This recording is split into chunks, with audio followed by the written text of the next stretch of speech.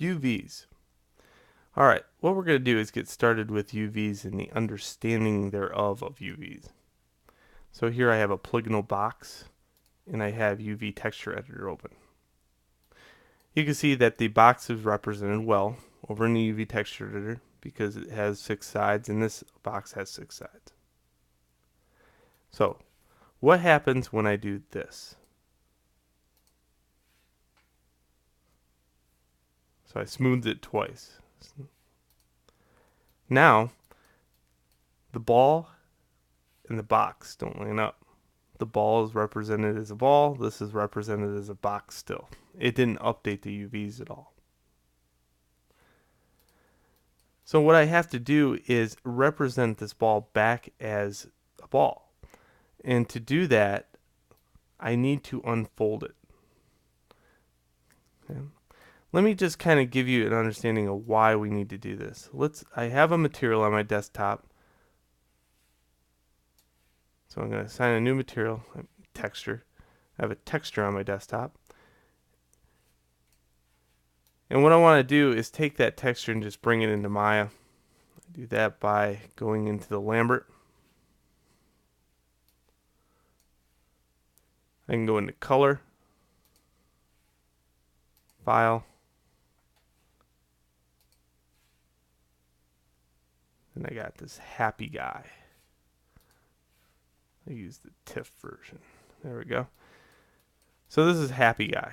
All right, and this is just a very basic texture so you can understand the correlation between UVs. Okay, so right now, happy guy doesn't fit on the ball.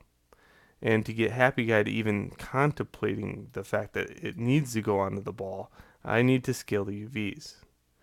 Now this is bad. Okay, I went outside my 0 to 1 ratio of UVs. This box right here, the blue one, is representing my UV ratio. We don't want to scale outside this. It doesn't port well to other programs. We want to stay within this bounds.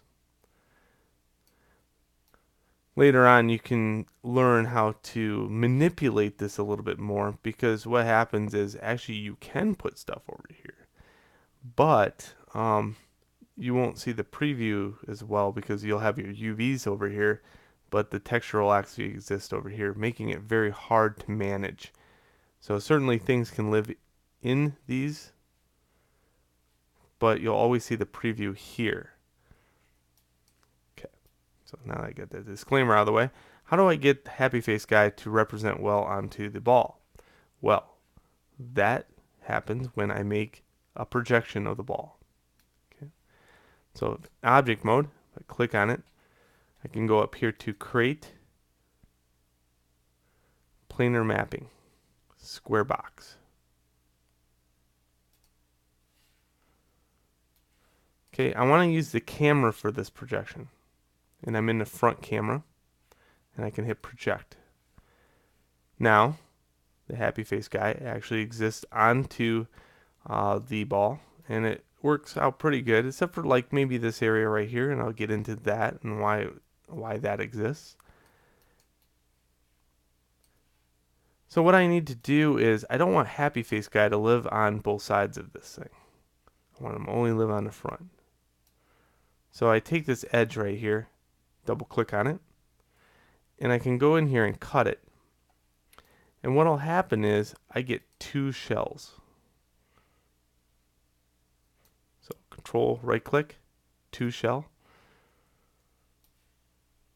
So 2 shells.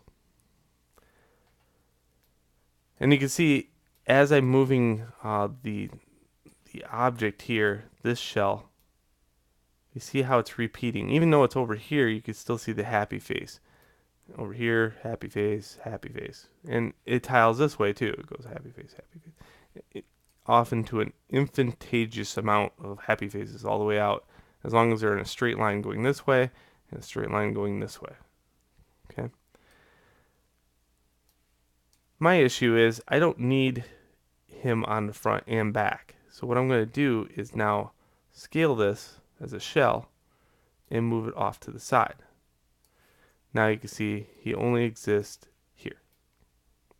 but his mouth is still messed up.